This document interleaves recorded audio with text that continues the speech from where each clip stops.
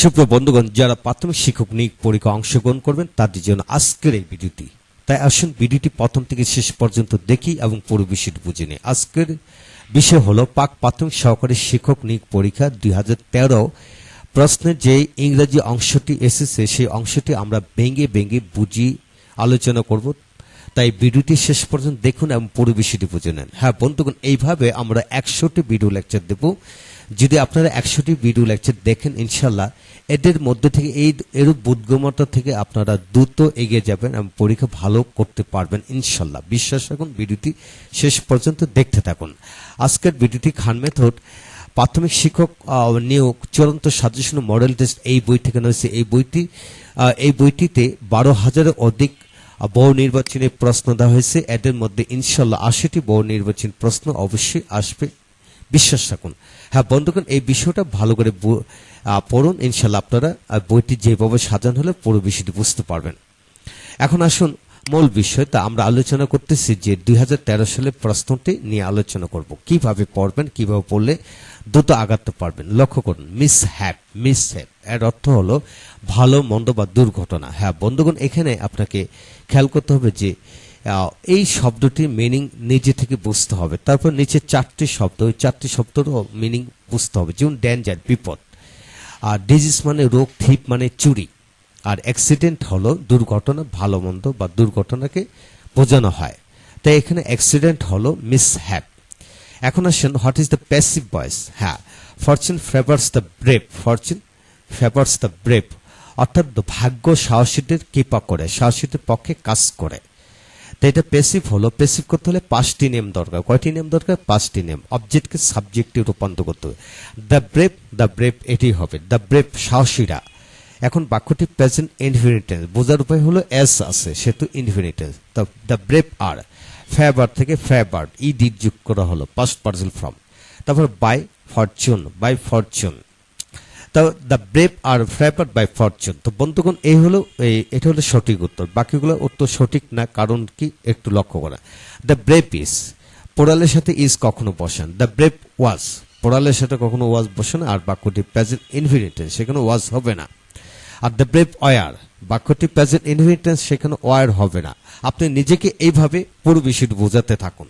এইভাবে যদি 100টি প্রশ্ন আমরা সলভ করব, 100টি প্রশ্ন যদি আপনারা বুঝে বুঝে পড়েন, ইনশাল্লাহ এগিয়ে যাবেন। এখন আসুন ন্যারেশন। নিচে ন্যারেশন হচ্ছে যে, এখানে লক্ষ্য করুন, what is the indirect speech of the sentence. He said, সে বলল, হোয়াট পিটি, সে বলল যে কি করুণ বিষয়। তো এখানে বাক্যটি এক্সক্লেমেটরি সেন্টেন্স হলে যে হি এক্সক্লেমড, সে বিস্ময়ের সহিত বর্ণনা করলো যে ইট was a great pity, it ওয়াজ। তো বন্ধুগণ লক্ষ্য করেন, যারা ন্যারেশন বোঝেননি, ন্যারেশনের চ্যাপ্টারটা অনেক বড়, তারা ন্যারেশনের চ্যাপ্টারটা শিখে নেন। ইতিমধ্যে আমরা ভিডিও লেকচার দিয়েছি, যাদের ভিডিওটি দরকার ন্যারেশনের লিঙ্কটি আমরা দিয়ে দেবো, যাতে ন্যারেশন ভিডিওটি যদি একবার দেখেন, আমি শতভাগ গ্যারান্টি, একবার দেখেন আপনি পেরে যাবেন ইনশাল্লাহ। তো এখন আসুন, এরপর আমি বলবো যে যেহেতু বাক্যটি ইম্পারেটিভ, মানে বাক্যটি এক্সক্লেমেটরি সেন্টেন্স, একটু এক্সক্লেমেটরি সেন্টেন্সে মাঝে মাঝে আবার সাবজেক্ট ভার্ব থাকে না। তো what a pity it is, তাই it was a great pity, it was a great pity, এইভাবে হবে। এখন আসুন পরবর্তী বাক্যটি, যে indirect speech, he said good morning sir, সে আমাকে বলল শুভ সকাল স্যার। তো এখানে উত্তরটি হবে হি রেসপেক্টফুলি, স্যার থাকলে কি রেসপেক্টফুলি লিখতে হবে, respectfully wished good morning to the person spoken to. তো বন্ধুগণ উত্তরটি হবে যে স্যার থাকলে রেসপেক্টফুলি হবে, হি রেসপেক্টফুলি উইশড। এখানে কোনো ড্যাট হবে না, কারণ হলো সাধারণ একটা শুভ কামনা করা হয়েছে, এটা কোনো বাক্য নয়, এটা কিন্তু এক্সপ্রেশন, এটসে একটা এক্সপ্রেশন এটা। তাই হি উইশড গুড মর্নিং, সে শুভকামনা জ্ঞাপন করলো to the person spoken to, যার সাথে কথা বলতেছে তাকে শুভকামনা করলো। এখন বাকি বাক্যগুলো কেন হয় না সেটা লক্ষ্য করুন। হি উইশেস, বাক্যটি হলো পাস্ট টেন্স, অর্থাৎ রিপিটিং ভার্ব পাস্ট টেন্স থাকলে ওই বাক্যটি পাস্ট টেন্স রূপে হবে, কিন্তু এখানে প্রেজেন্ট টেন্স হবে না। এটা হলো হি উইশ, এটা হবে না, কারণ উইশের সাথে এসবিএস বসানো কথা, তো যেহেতু প্রেজেন্ট টেন্স সেটা হবে না। আর এটা he respectfully wished good morning to the person spoke to, তো এখানে যে স্পোকেন হবে, স্পোকড হবে না। এই সকল কারণে তিনটি বাক্য ভুল। এখন আসেন যে কোন বাক্যটি সঠিক, লক্ষ্য করেন। He is too clever to miss the point. সে এত চালাক যে পয়েন্টটি বুঝতে পারেনি, সে এত চালাক যে মিস দ্য পয়েন্ট, যে পয়েন্টটি বুঝতে পারেন। তো বন্ধুগণ এখানে যেখানে টু ডট টু, টু এর পরে ভার্বের প্রেজেন্ট ফর্ম বসে, এটা মনে রাখতে হবে। তো এখন আসুন তারপর choose the correct sentence. A new cabinet has been সর্ন ইন ঢাকা, হ্যাজ বিন সর্ন ইন ঢাকা। তো বন্ধুগণ এই নিউ ক্যাবিনেট হলো থার্ড পারসন সিঙ্গুলার নাম্বার এবং প্রেজেন্ট টেন্স, এই জন্য হ্যাজ বিন, আর বস্তু হলে হ্যাজ বিন হবে, সর্ন ইন ঢাকা। তো বাক্যটা এই ধরনের শব্দগুলো সঠিক। ক্যাবিনেট। তো এখন আসেন পরবর্তী অংশ, কোনটি শুদ্ধ বানান। হ্যাঁ বন্ধুগণ, অ্যাডাল্টারেশন এটা হলো শুদ্ধ বানান, হল বেজাল। তো what is the synonym of যে জুবাইল, তো প্রফুল্ল বা আনন্দপূর্ণ। আনন্দপূর্ণ শব্দটি হলো এখন জলি, আর বাকি বাক্যটা হ্যাপি মানে সুখী। এটাও সমার্থক শব্দ অনেকটি হয়, কিন্তু এটা হবে না, গ্রে, এটা প্রফুল্ল। তো এখন জলি শব্দটা সবচেয়ে সঠিক উত্তর। এখন আসেন আমরা পরবর্তী যে বুটলেগ।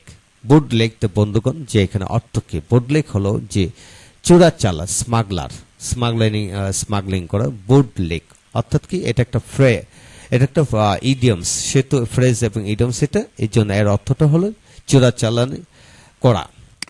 কোনটি শুদ্ধ বানান, লক্ষ্য করেন এখানে যে গ্রেভেন্স হলো শুদ্ধ বানান।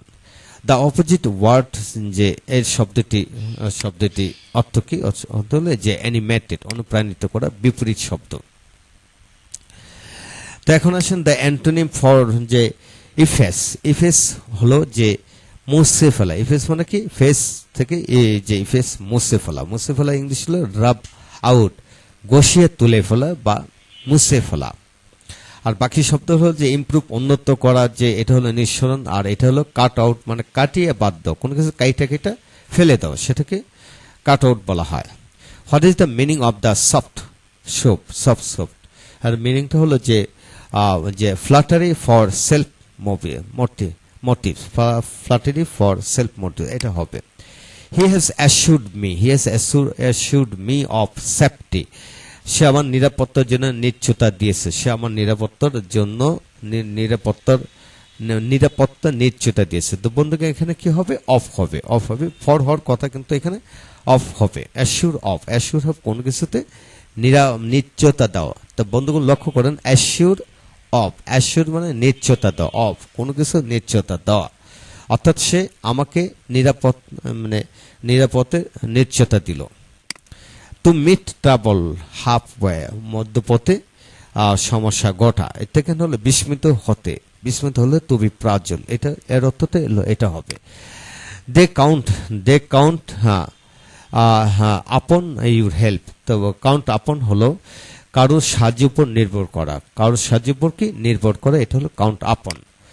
তারপর the correct form of the he found the boy to cry. তো বন্ধুগণ এটা হলো right form of the verb, crying হবে, he found the boy crying. কোনো বাক্যে দুটি ভার্ব থাকলে দ্বিতীয় ভার্বে সেটা কি করতে হবে, আইএনজি যোগ করতে হবে। তবে উদ্দেশ্য বোঝালে টু বসবে, সেটা কিন্তু মনে রাখবেন। অর্থাৎ সে ছেলেটিকে কান্নারত অবস্থায় পেয়েছিল, কান্নারত অবস্থা কি পেয়েছিল, অর্থটা এটা হবে। Which of the noun of the try মানে চেষ্টা করা, নাউনটা কি হবে, নাউনটা হলো ট্রায়াল, পরীক্ষা। ট্রাই থেকে কি ট্রায়াল, পরীক্ষা করা, আর ট্রাইং হলো ভার্বের সাথে আইনজি, এটা একটা জিরান, এটা নাউনে কাজ করে, কিন্তু মূলত হলো ট্রায়াল মানে এটা হলো নাউন হবে। আর ট্রাইবল এটা হলো অ্যাডজেক্টিভ, চেষ্টা করার মতো। তো বন্ধুগণ প্রতিটা শব্দকে একটু অ্যানালাইসিস করে চিন্তা করবেন। অ্যাডজেক্টিভ অফ দ্য অক্স মানে কি ষাঁড় বলতে অক্সের এটা হবে যে বোবাইন গর্ভবতী পশুর ন্যায়, এটা হলো গর্ভবতী পশু, এটা হবে। তো বন্ধুগণ আজকের এই ভিডিও থেকে আমরা কি শিখে নিলাম, আজকে ভিডিও থেকে আমরা শিখে নিলাম 2013 সালে যে প্রশ্নটি এসেছে সেই প্রশ্নটি আমরা আলোচনা করলাম। এইভাবে আমরা 100টি প্রশ্ন আলোচনা করব। ইতিমধ্যে 15-20টি প্রশ্ন আমরা ফেসবুক, ইউটিউবে আপলোড দিয়েছি, আপনারা সেটা দেখুন, আর প্রয়োজনে পেন দেবে আমাদের কাছে নিতে পারেন ইনশাল্লাহ। ভালো থাকুন, পরবর্তী ভিডিওটি দেখুন। Thank you very much.